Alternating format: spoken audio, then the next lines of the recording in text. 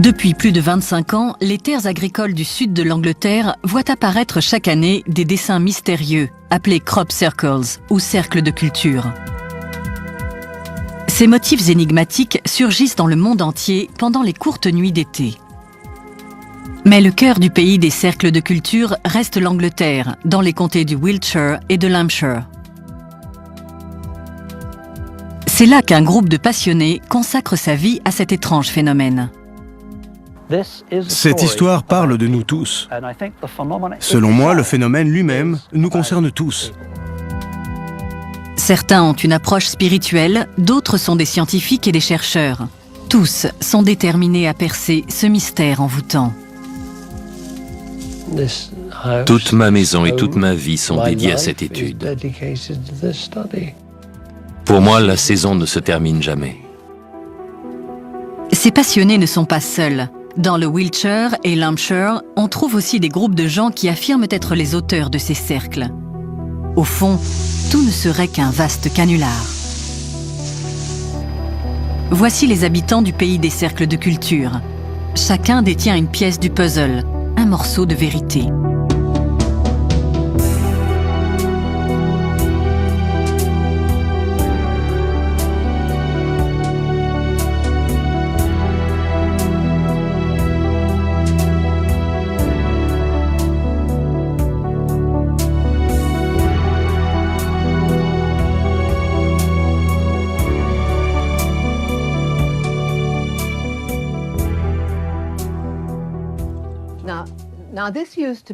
Autrefois, c'était ma salle à manger.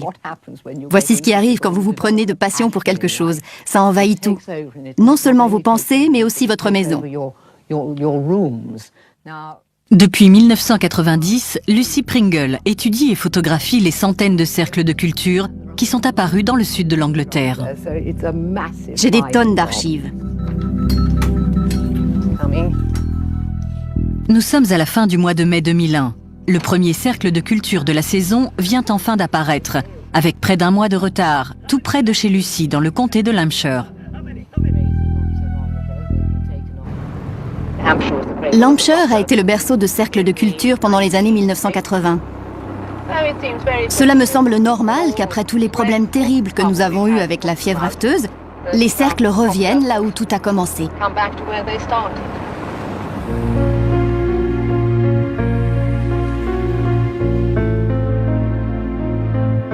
Comté de l'Hampshire, 1978. Les premiers cercles de culture sont signalés. Ce ne sont que des simples dépressions circulaires dans des champs. Personne n'y prête grande attention.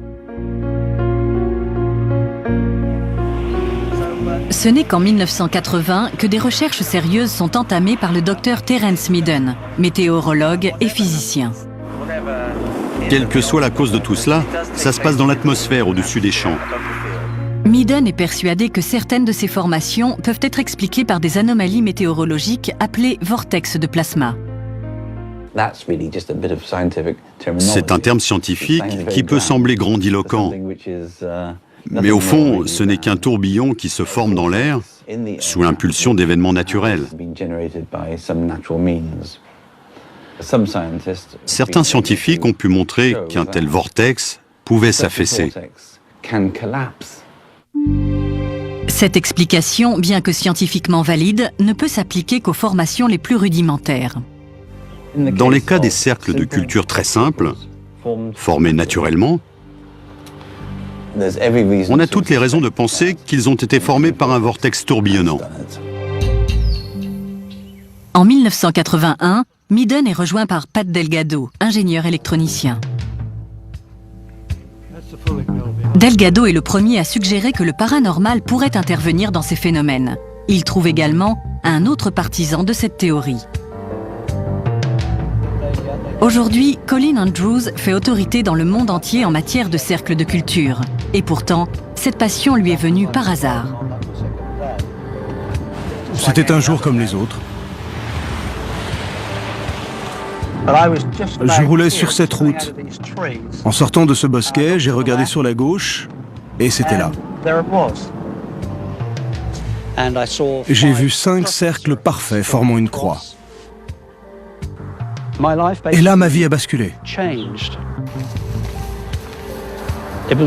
C'était très étrange. À l'époque, j'étais haut fonctionnaire dans le gouvernement britannique et je passais sur une route que je connaissais bien. Il m'a fallu 20 minutes pour arriver jusqu'au cercle. Et je peux vous assurer que les seules traces de pas dans le champ étaient les miennes. On ne voyait rien du tout. Aucun point de compression, aucune tige abîmée, aucune empreinte. Je ne saurais pas l'expliquer, mais j'ai ressenti un pincement dans le ventre. Quelque chose a cliqué. C'était comme si on me disait, voilà, c'est ton boulot. Et aujourd'hui encore, c'est mon boulot.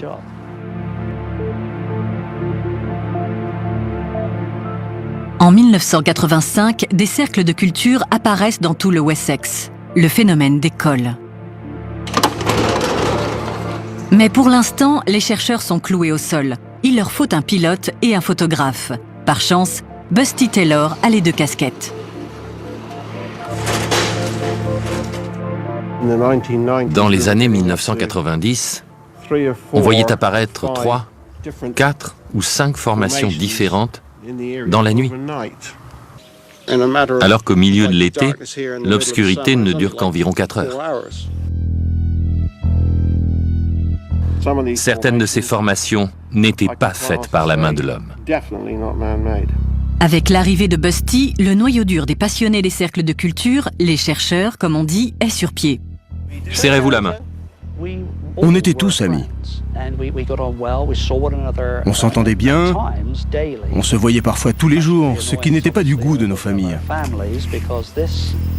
Ça prenait de l'ampleur. Chaque jour, ça occupait plus de place dans nos vies. Le deuxième cercle change de flux directionnel. En 1989, avec la publication de Circular Evidence, le best-seller d'Andrews et Delgado, le monde entier apprend l'existence des cercles de culture. Et les champs ne seront plus jamais déserts.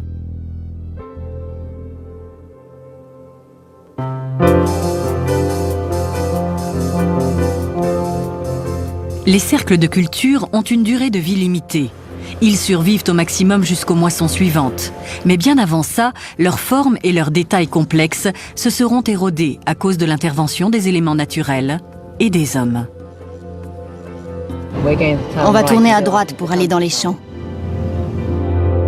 Les chercheurs dépendent d'un petit groupe de chasseurs de cercles de culture qui photographient et étudient les formations récentes. Dans le meilleur des cas, quelques heures après leur création. Celui qui est derrière nous est le premier cercle de culture de la saison. C'est toujours terriblement excitant de découvrir un nouveau cercle. Et encore plus pour celui-ci, puisqu'il est à quelques minutes de chez moi.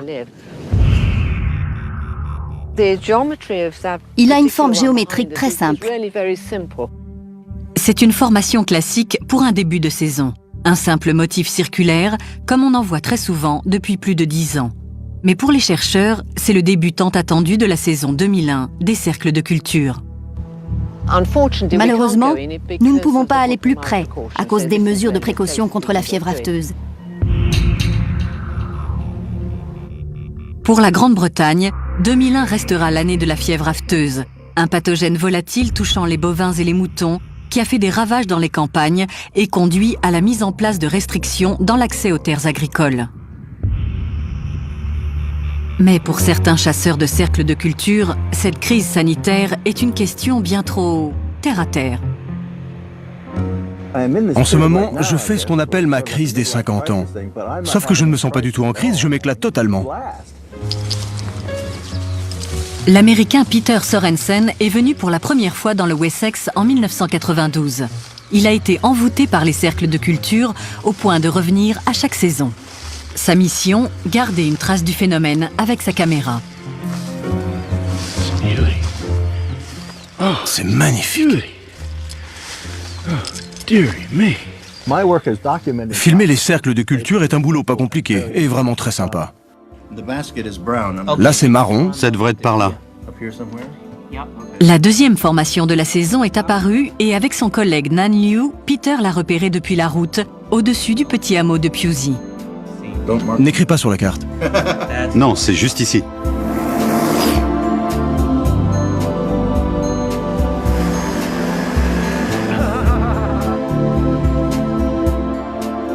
Le paysage vallonné présente une nouvelle formation, et Peter est le premier à la filmer depuis les airs. C'est un super boulot et il faut bien que quelqu'un le fasse. Comme souvent en début de saison, c'est un simple cercle et une petite déception pour la communauté des passionnés. Mais leur frustration est de courte durée. Une semaine plus tard, une nouvelle formation surgit dans un endroit bien connu, au pied d'un château fort de l'âge du fer, Barbary Castle. Les premiers chasseurs de cercles sur place sont Charles et Frances Mallet. Avec Kieran, le fils de Frances, cette famille traque les nouvelles formations durant tout l'été.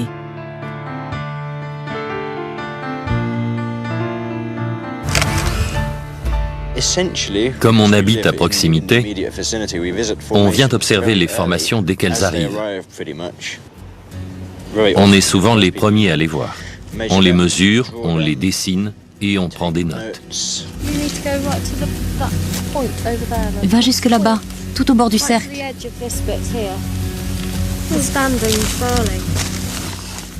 Tu es au bord? C'est la 3e formation de l'année, mais elle a déjà 2 jours.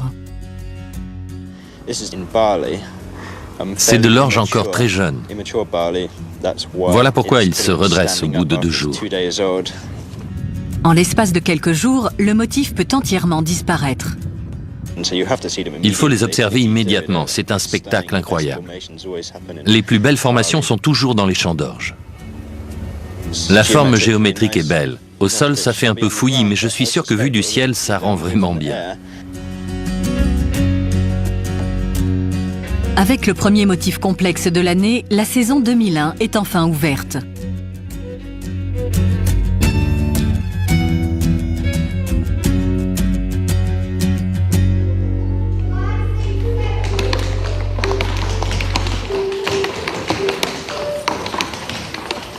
Au cœur du phénomène des cercles de culture se trouve le petit village d'Alton Barnes. Polly Carson vit ici depuis longtemps et pour cette agricultrice, ce mystère est comme un don du ciel. L'année précédente, des voisins avaient eu un cercle chez eux. Et je me souviens avoir dit à Tim, mon mari, que ce n'était pas juste qu'on n'en ait pas un, nous aussi. On a envie d'être comme tout le monde. Les autres en avaient un, pourquoi pas nous? Et puis, 2 ou 3 semaines plus tard, on en a eu un grand.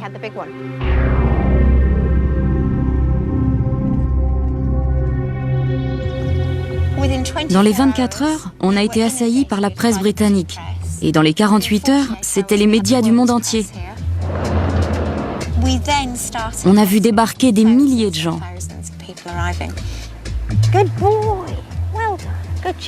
Aux yeux de Polly, cette apparition sur ces terres n'est pas un accident. Quand c'est arrivé, c'était comme si j'avais Stonehenge chez moi. Je ne pouvais pas empêcher les gens de voir ça. Ça n'aurait pas été juste, ça appartenait à tout le monde. Je sais que beaucoup d'agriculteurs ne sont pas de cet avis. C'est peut-être pour ça que c'est venu ici.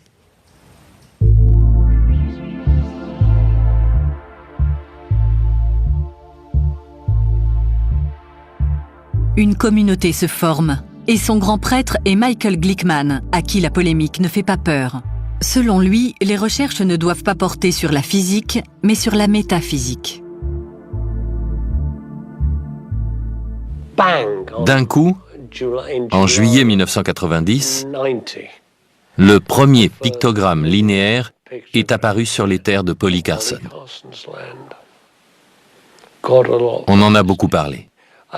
J'ai pris ma voiture pour aller voir ça avec mon plus jeune fils. Je suis entré dans cette formation et d'un point de vue métaphorique, je n'en suis jamais sorti.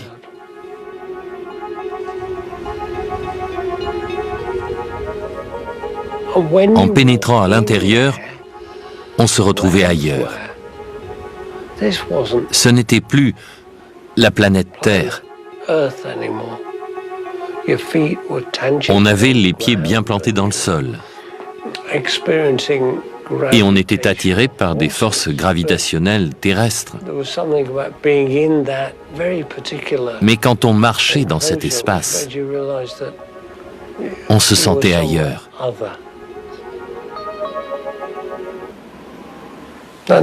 Ça a suffi J'avais le virus, j'étais foutu. Désormais, c'était toute ma vie.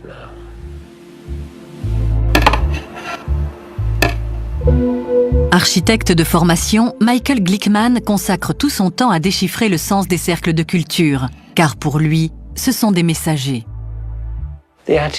L'approche de la science moderne est « comment ça marche ?» Moi, j'essaie de comprendre le message. Et 11 ans plus tard, j'en suis persuadé, ça me semble toujours la chose à faire.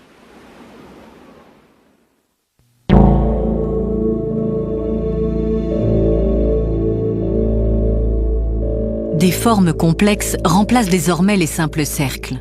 En juillet 1991, une formation incroyable apparaît près du château fort de Barbury Castle. Avec Barbury Castle, c'était comme si on était monté d'un cran. On était sidérés, totalement sidérés.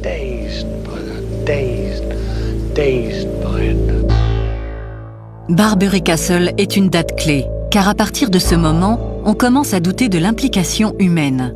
Et l'évolution symbolique des cercles suggère une volonté de prise de contact par une intelligence invisible.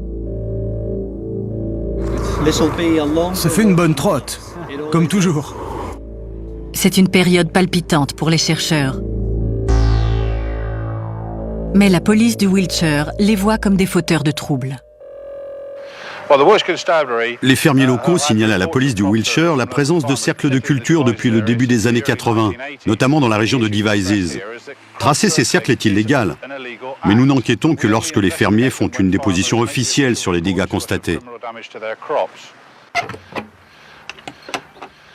L'année dernière, non loin de Devizes, nous avons saisi du matériel pour faire des cercles et Matthew Williams, qui réside dans le coin, a été arrêté et traduit en justice.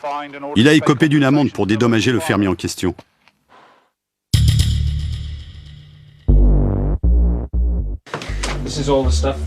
Voici ce que la police m'a rendu. Ils avaient confisqué toutes sortes d'équipements de recherche. L'arrestation de Matthew Williams est un cas unique, mais il rejette la notion de canular. Il se voit comme un vrai créateur de cercles de culture. J'ai été arrêté parce que j'avais proposé à un chercheur américain de lui montrer qu'un être humain pouvait tracer un cercle de culture. Je lui ai donc fourni des preuves qu'il a transmises à Michael Glickman, qui est ensuite allé à la police et a persuadé le fermier de porter plainte contre moi. Je suis très fier d'avoir participé à la condamnation de Matt Williams.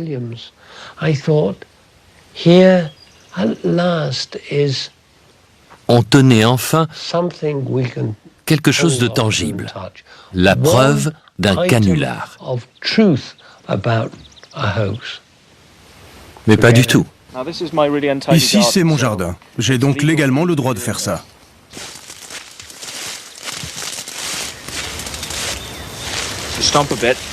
Je m'arrête pour poser mon matériel.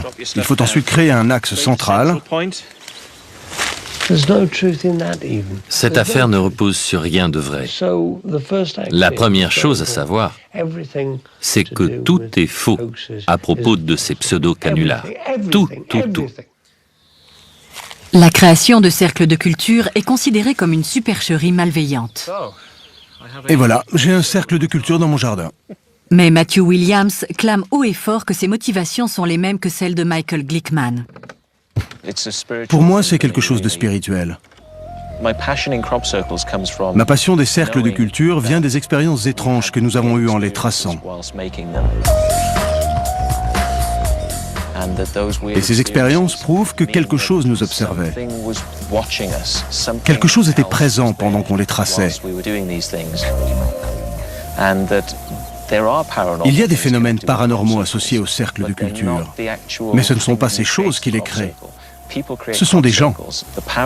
Le paranormal, c'est autre chose qui existe dans les régions où les cercles de culture apparaissent, après ou pendant leur création. C'est ça qui m'intéresse.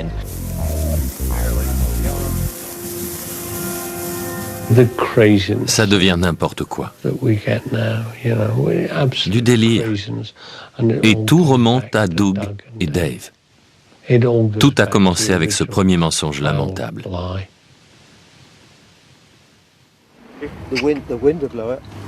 En septembre 1991, après la saison la plus spectaculaire jamais connue, deux hommes, Dave Chorley et son ami Doug Bauer, se sont fait connaître par une affirmation encore plus étonnante. Il n'y avait aucun cercle de culture avant 1978 quand on a créé le premier. Quand Doug et Dave ont tracé le premier cercle, j'ai toujours pensé que c'était un don, pour donner aux gens quelque chose de mystique, de paranormal, d'extraordinaire. John Lundberg, un artiste basé à Londres, prétend perpétuer la tradition de création de cercles inaugurée par Doug. Ce qui est formidable, c'est à quel point c'est simple. Il suffit de faire le premier cercle, et après ça fait boule de neige. Bauer affirme que ce n'était qu'une plaisanterie. On voulait faire croire qu'un ovni avait atterri pendant la nuit. Ça ne tient pas debout. Ce n'était ni fait ni à faire. Ça ne ressemblait en rien à ce qu'on avait vu. C'est facile de faire croire qu'on a fait ceci ou cela, mais quand on leur a demandé de reproduire certains motifs, ils en ont été incapables. Doug et Dave ont prétendu avoir tracé eux-mêmes tous les cercles de culture. Mais leur version a changé au fil du temps. Après, ils ont dit que c'était seulement certains des cercles, et pas tous. Celui-là, mais pas celui-ci. Leur histoire n'était jamais la même. Il y a une autre incohérence dans l'affirmation de Doug et Dave. Les historiens ont retrouvé des archives surprenantes évoquant des cercles de culture. Elles datent de plusieurs siècles.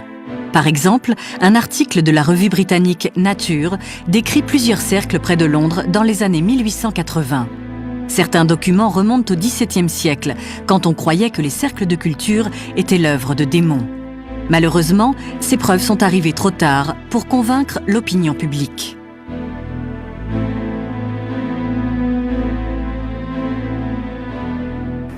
Le mensonge de Doug et Dave a eu l'effet d'une bombe à retardement, comme un virus qui allait infecter le corps de la communauté des cercles de culture jusqu'à le détruire presque complètement. Et 10 ans plus tard, nous payons toujours les pots cassés. Je ne peux pas montrer à la caméra certains motifs. Selon Matthew Williams, le virus du canular s'est en effet multiplié. Aujourd'hui, en 2001, il y a encore 7 équipes qui travaillent dans le Wiltshire. De nouvelles équipes se forment chaque année. De nouveaux créateurs arrivent en permanence sur place et exercent leur art. Voilà pourquoi au début de la saison, les cercles sont simples et qu'à la fin, ce sont de véritables œuvres d'art. Quelqu'un m'a donné ça en me demandant de le reproduire. J'ai répondu qu'on voyait trop que c'était une pyramide avec les rayons du soleil. C'était trop évident, trop figuratif. Il faut être plus tordu. Il faut que le triangle soit plus symétrique.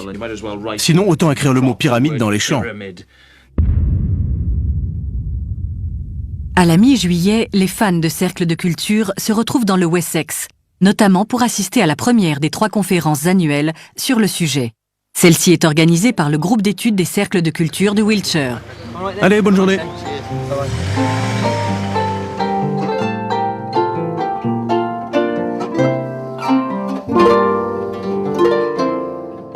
Pour certains, ces conférences sont l'équivalent d'un pèlerinage spirituel. Beaucoup trouvent des réponses à leurs questions dans les interprétations ésotériques de l'organisatrice de la conférence, Francine Blake.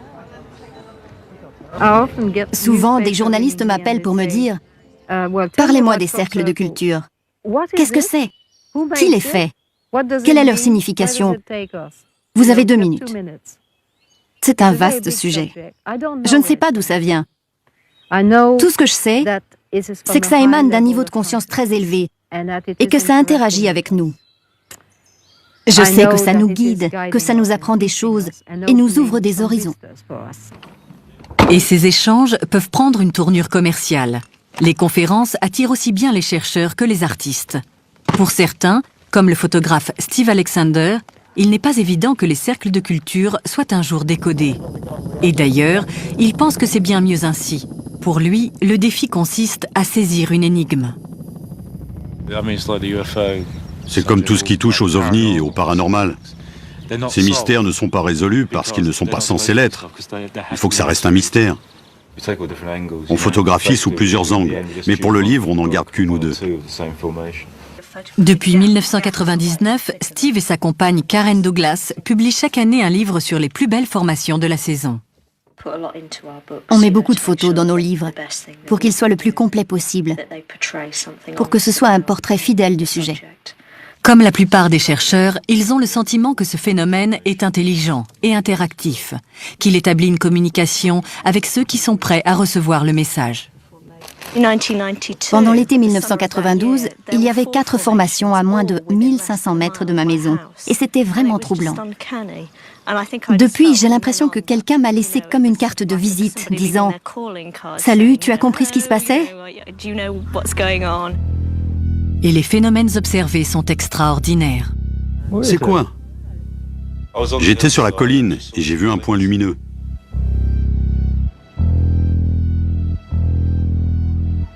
Et il a commencé à se déplacer dans le champ en clignotant.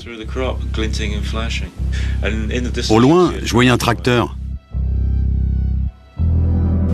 Plus tard, le conducteur du tracteur a été interrogé. Et il a répondu que le moteur de son tracteur s'était arrêté quand l'objet l'avait survolé. Il l'a décrit comme aussi gros qu'un ballon. La théorie selon laquelle les ovnis sont responsables des cercles de culture a un fond de vérité, parce que beaucoup de témoins oculaires décrivent une sorte de vaisseau ayant participé physiquement à la création des dessins. Mais ça va bien au-delà de ce qu'on peut observer. Concernant les cercles de culture, je crois que les ovnis ne sont qu'une infime partie de la réalité. Une autre partie de la réalité qui fait l'unanimité chez les chercheurs est leur certitude que les authentiques cercles de culture génèrent des énergies subtiles qui peuvent être ressenties et mesurées. Les effets ne sont pas toujours positifs. Certaines personnes se sentent incommodées, ont envie de vomir ou mal à la tête. Ou d'autres, en marchant dans le champ pour approcher du cercle, ont l'impression que quelque chose veut les empêcher d'avancer. On se retrouve avec une violente migraine. Super! Je ne vous donnerai pas le nom de la personne ni où ça s'est produit. Mais un jeune homme est entré dans une formation récente et il a eu une érection pendant 24 heures. On constate de drôles de choses. Pas besoin de Viagra ici. On l'a prise un dimanche dans une formation apparue la veille. Les pannes de matériel et les anomalies photographiques sont également monnaie courante. Les piles des appareils photo se vident en 1 seconde. C'est un signe positif quand l'appareil tombe en panne. Ça ne nous est pas arrivé cette année. Quand ça arrive, vous êtes plutôt content.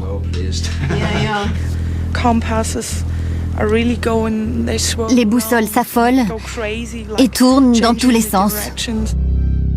À l'évidence, certaines formes d'énergie inhabituelles existent dans les cercles de culture. Mais d'où viennent-elles?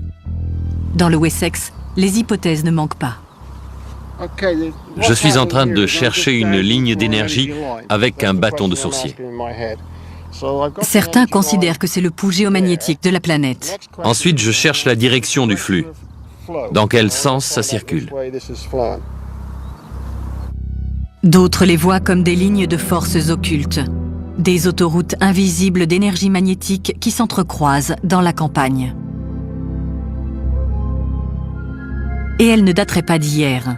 De l'Antiquité au Moyen-Âge, les habitants de la région auraient construit leur temple au point d'intersection de ces lignes d'énergie. Les cercles n'apparaissent pas n'importe où. On en trouve surtout près des monuments et des sites très anciens. D'autres chercheurs se concentrent exclusivement sur le profil intellectuel de ces motifs. Pour eux, certaines formations montrent une connaissance approfondie de la science et de la religion. La plupart des chercheurs pensent que les cercles sont un langage. Reste seulement à le décoder. Nous avons eu un dessin extraordinaire, une réplique du système solaire où il manque la Terre. J'ai travaillé avec un astronome et un astrophysicien de l'Université du Connecticut. Ils ont étudié tous les détails et toutes les proportions de ce système solaire et en ont conclu que c'était une représentation fidèle du vrai système solaire. C'était sidérant. Regarde ça! C'est magnifique! Certains motifs sont si brillamment conçus et exécutés que cela défie l'entendement. En 1997, nous avons envoyé 2 dessins à 2 cabinets de géomètres. On leur a dit qu'on voulait tracer ces dessins dans des champs et on leur a demandé comment faire. L'un des cabinets a répondu qu'il faudrait déployer toute une équipe de géomètres pendant 7 à 8 jours. Il faudrait aussi des équipements reliés à des satellites et ça coûterait environ 7000 livres. Et ce, uniquement pour préparer le sol avant de faire le dessin.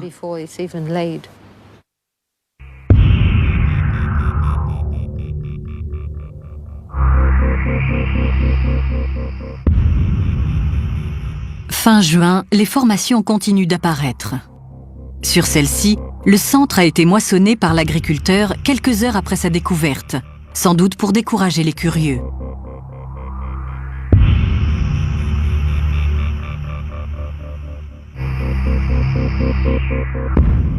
« 11 juillet, plus au nord, dans le Cambridgeshire.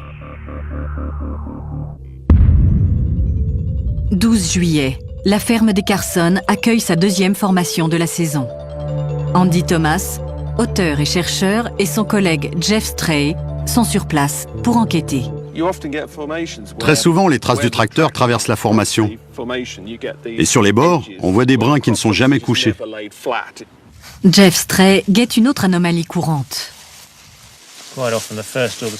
Souvent sur le premier ou deuxième nœud de la tige en partant de la base, on voit un petit trou par lequel s'écoule la sève. Les nœuds ont explosé. Il y a eu une trop forte pression qui les a fait éclater.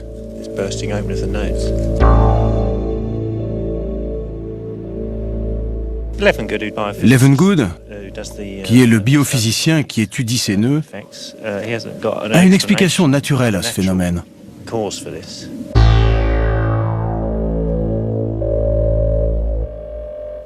Le biophysicien américain W.C. Levengood est un pionnier de l'exploration scientifique des cercles de culture. En collaboration avec des chercheurs britanniques présents sur le terrain, il a développé un protocole d'analyse. On lui envoie des échantillons et il rend ses conclusions.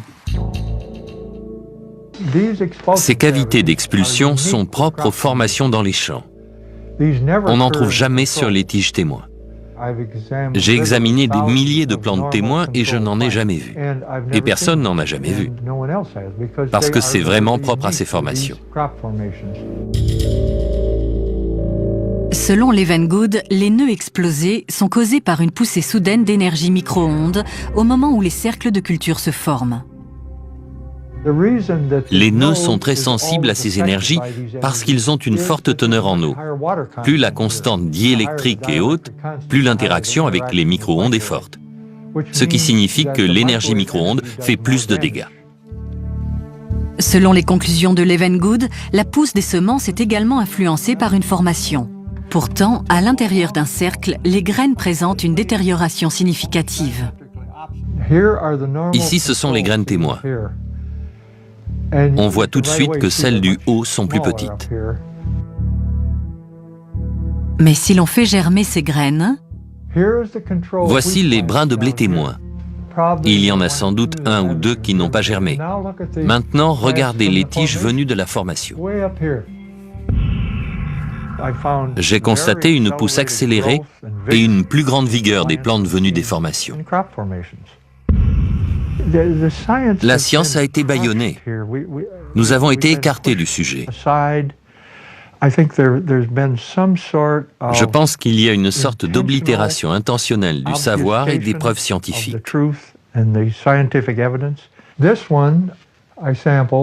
J'ai étudié des échantillons de celle-ci, mais je n'ai rien trouvé.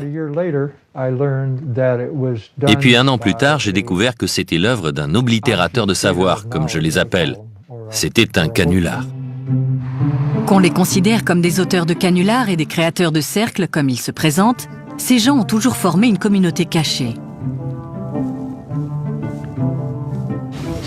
On va voir. Mais depuis son arrestation, Matthew Williams a opté pour une position plus offensive. Il propose une réunion gratuite sur le phénomène, comme par hasard, au moment de la conférence du Wiltshire. Ça a lieu aujourd'hui. Pour bien me démarquer des 55 livres qu'ils font payer, j'ai décidé d'organiser une conférence gratuite pour dire aux gens ce qu'ils n'ont pas le droit d'entendre là-bas. L'un des problèmes de Matt, c'est qu'il claironne qu'il est l'auteur des cercles, qu'il explique leur signification et prétend qu'ils sont tracés par des humains. J'ai entendu des théories intéressantes. Des hérissons s'accouplant, des cerfs en rut, des courants descendant sous des hélicoptères, ou alors c'est juste des extraterrestres. Matthew n'est pas seul. La salle est pleine d'auteurs de cercles anonymes qui acceptent, bon gré mal gré, d'évoquer leurs expériences. J'ai freiné et je suis sorti de la voiture. J'ai avancé jusqu'au bord et j'ai vu 2 lumières posées au sommet des arbres, au-dessus de la formation. On aurait dit un satellite. Une lumière orange et puis plus rien. Mais les satellites ne font pas ça, non? 2 lumières très fortes flottaient lentement, avant de disparaître derrière les arbres. Et puis plus rien. Une autre est venue derrière la colline et elle est passée sous la première. Elle s'est arrêtée au-dessus du cercle de culture et toutes les 2 se sont éteintes. De telles expériences sont courantes parmi les auteurs de canulars, mais aussi les chercheurs. Tout le monde connaît quelqu'un qui a vécu une expérience étrange. Tout le monde accepte le fait que des gens tracent des cercles et que des boules de lumière ou d'autres phénomènes apparaissent en association avec ces formations.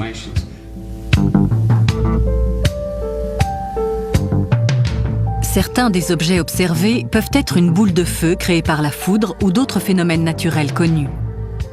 Mais beaucoup se comportent de manière inexplicable.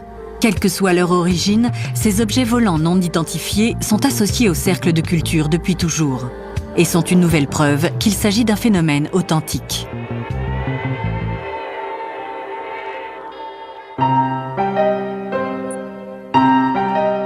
Chaque saison est unique. Certaines apportent une foule de preuves en ce sens. D'autres mettent en évidence une plus grande intervention humaine. Pour les chercheurs, 1996 est une année exceptionnelle. Un motif fractal est apparu à Stonehenge en plein jour en 15 minutes. Un pilote a survolé la zone à 17h30 et il n'y avait rien. Mais à 18h, il l'a vu. Ça s'est passé dans un laps de temps de 30 minutes. C'est une immense formation baptisée d'après un motif fractal dont le nom est Ensemble de Julia. Il est apparu pendant la journée sous l'œil attentif des gardiens de Stonehenge. Stonehenge est surveillé 24 heures sur 24. Des gardiens font des rondes en permanence. À chaque heure, ils passent près de la clôture, tout au bout. Et ils n'ont vu personne tracer un cercle de culture, alors qu'ils étaient sur place tout le temps. Donc, il est apparu instantanément. C'est une preuve incontestable, mais ce qui va suivre le sera plus encore. Le triple ensemble de Julia, qui est apparu à Windmill Hill en 1996, est l'une des icônes de la foi dans le monde des cercles de culture. Il est composé de 194 cercles et son diamètre dépasse 150 mètres. Sa géométrie est si précise qu'on a du mal à croire que quelqu'un ait pu le concevoir. Et d'ailleurs, personne n'en a jamais revendiqué la paternité. Il est vraiment magnifique.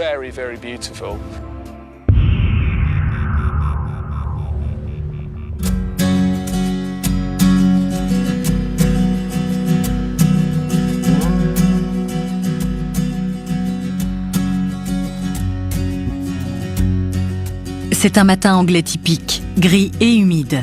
Mais les Malais sont en route pour leur surveillance quotidienne des cercles de culture. Leur promenade les conduit jusqu'à Alton Barnes, Silbury Hill et Avebury, là où ils ont le plus de chances de repérer de nouvelles formations. On part tôt le matin pour faire le tour des formations, pour que nos photos soient les plus précises possibles, avant qu'elles ne soient piétinées par des hordes de touristes. Non, il n'y a rien. Peut-être dans le creux.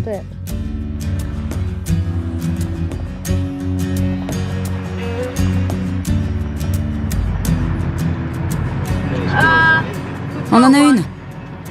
Là-bas, regardez.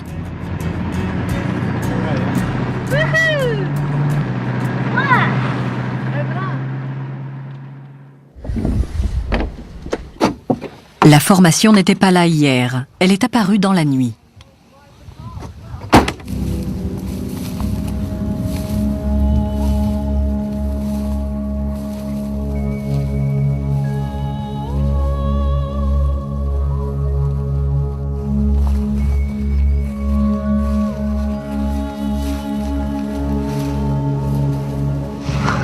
C'est plutôt louche.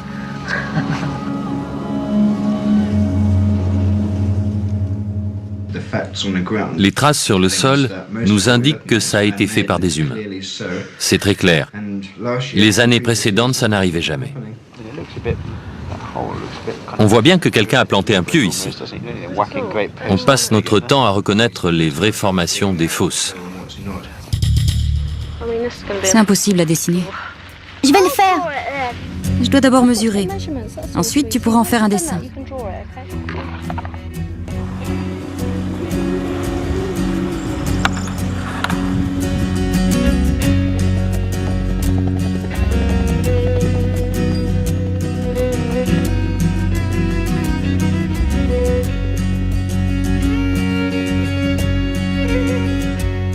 Regarde, il y a quelqu'un.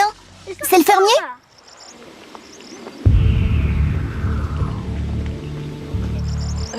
Et zut. Charlie, voilà le fermier. C'est pas grave. Ça va barder? Ça dépend qui c'est. C'est peut-être Monsieur Butler. Si c'est lui, ça ira. C'est mon champ. Personne n'a le droit d'y venir, d'accord? L'autre était dans votre champ aussi? Non, ce n'était pas mon champ, mais personne n'a le droit d'y aller non plus. Dites aux petits saligots qui font ces machins que si j'en attrape un, je lui casse les jambes. Depuis environ 10 ans, on a tout le temps des formations dans les champs vers cette époque de l'année. On n'est jamais content quand ça arrive. Cette année en particulier, on n'autorise personne à aller voir les formations de près à cause des problèmes de fièvre afteuse. On comprend le point de vue du fermier. Il ne sait rien de notre démarche. C'est effrayant pour les fermiers. Pour vous, c'est quoi? Du vandalisme? Les cercles sont tous faits par des gens? Je dirais que oui, en ce qui concerne au moins 90% d'entre eux.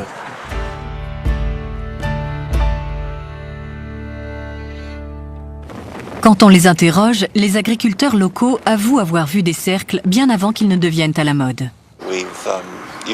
On voyait des cercles tout simples. Ils étaient là, tout seuls, ou alors il y en avait un groupe de 2 ou 3.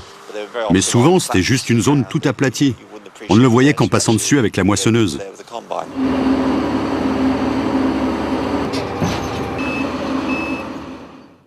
C'était les cercles d'origine. À partir de là, les gens se sont mis dans l'idée d'en faire eux-mêmes.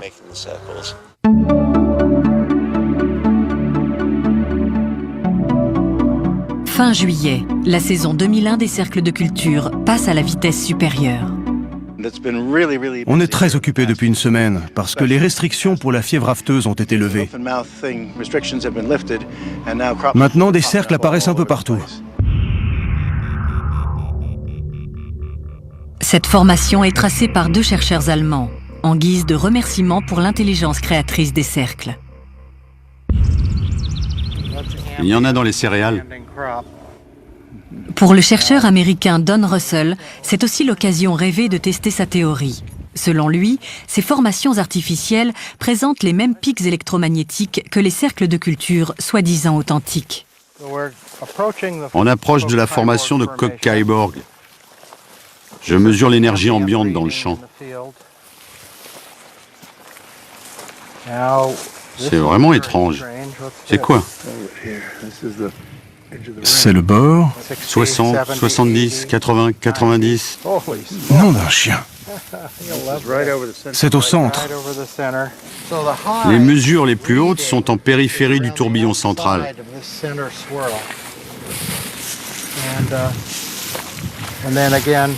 Ensuite, ça baisse.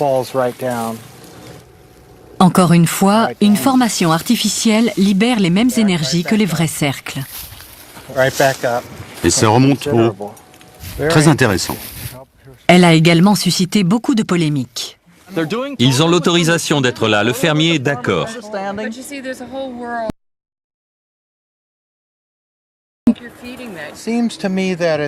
Je crois qu'on fait ce qu'il y a à faire. On mène des recherches scientifiques. C'est une expérience contrôlée. Je comprends. Ce n'est pas aussi répréhensible que les canulars. Mais je crois que vous donnez des arguments à ceux qui pensent que des humains créent ces cercles, alors que le monde aurait bien besoin d'une énergie transcendantale. Ce ne sont pas des créations humaines. Ce n'est pas à notre niveau. Et ça vient d'un très haut niveau de conscience. Ça dépasse notre compréhension, nos connaissances. Ça, c'est difficile à accepter. Alors que des hommes qui feraient ça avec des planches, c'est facile à accepter, parce que ça cadre avec notre mode de pensée. Si les cercles de culture sont réels, ils sapent les fondations même de notre société. Notre science, notre religion, notre technologie, notre économie, notre sociologie.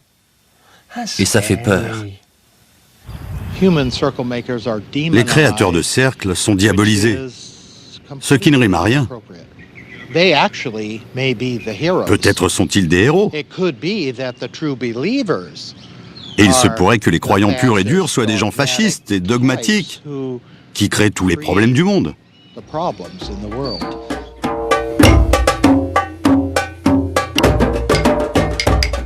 Dans un site funéraire néolithique, les créateurs de cercles évoquent leurs ancêtres païens. Celui qui incarne le mieux l'esprit païen de ces gens est peut-être Dan Darby.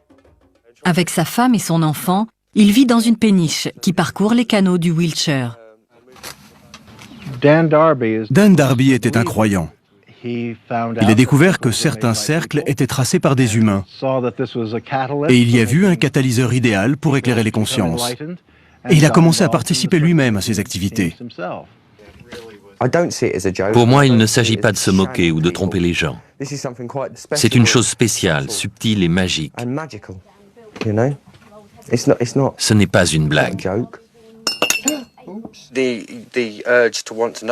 On veut savoir ce qui se passe, ce que c'est. D'un côté, on a les créateurs de cercles et de l'autre, les chercheurs. Mais au milieu, il y a une autre forme de conscience qui se moque de tout le monde.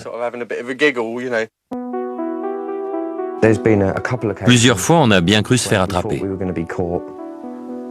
Des torches ont balayé les champs. Des gens essayaient de nous attraper. Mais on pense que quelque chose nous protégeait. On veut qu'il y ait du respect dans le temple qu'on va construire, dans l'espace sacré qu'on va installer. Il y a une conscience derrière tout ça. Elle nous motive. On a le sentiment qu'il y a une autre forme d'intelligence qui semble interagir avec les créateurs de cercles et les chercheurs.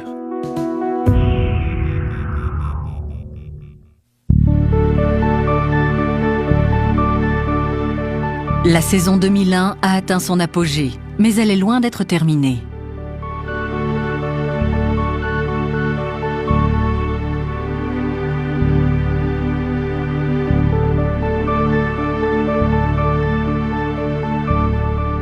En attendant l'apothéose, les chercheurs se regroupent à Glastonbury.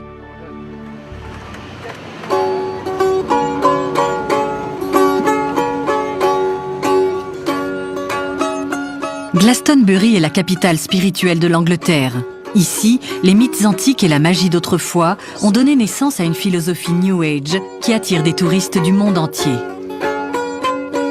C'est ici que les chercheurs tiennent leur ultime conférence de l'année, la plus importante, le symposium de Glastonbury sur les cercles de culture. C'est une chanson sur les cercles de culture. Merci à tous d'être là. Et bienvenue au 11e symposium de Glastonbury. Plus la conférence avance, plus il apparaît que la saison a été décevante et que les auteurs de canulars sont toujours aussi mal vus.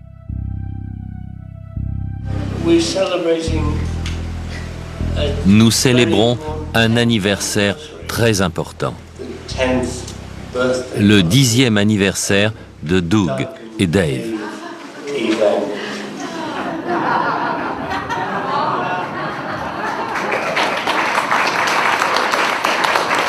Happy birthday to you. Happy birthday. Non. Il faut choisir ses mots. Joyeux anniversaire, Doug et Dave.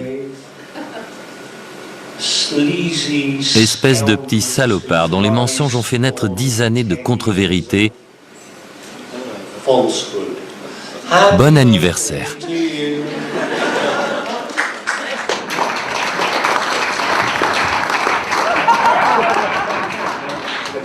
Maintenant, finissons-en enfin avec ces conneries.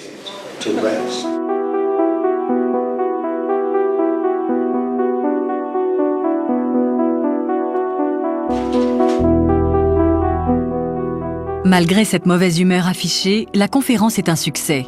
Mais la saison 2001 n'est pas encore terminée. Les chercheurs et les sceptiques attendent avec impatience la dernière formation.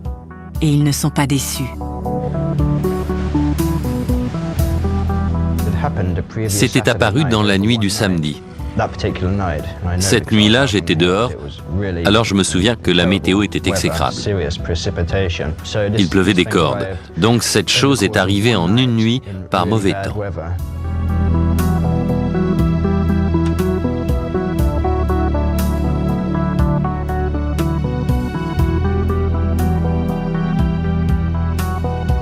Il nous a fallu 20 minutes pour trouver le centre, tellement c'était immense. «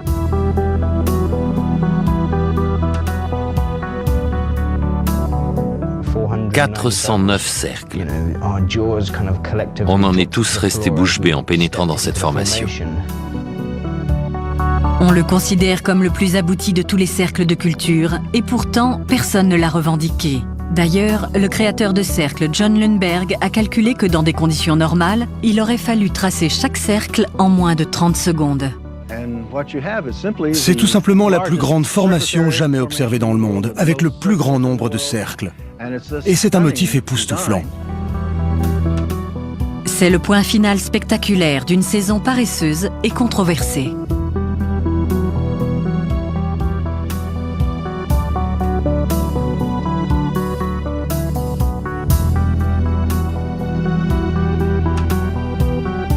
Et les chercheurs crient victoire. Les véritables créateurs de cercles se sont enfin manifestés.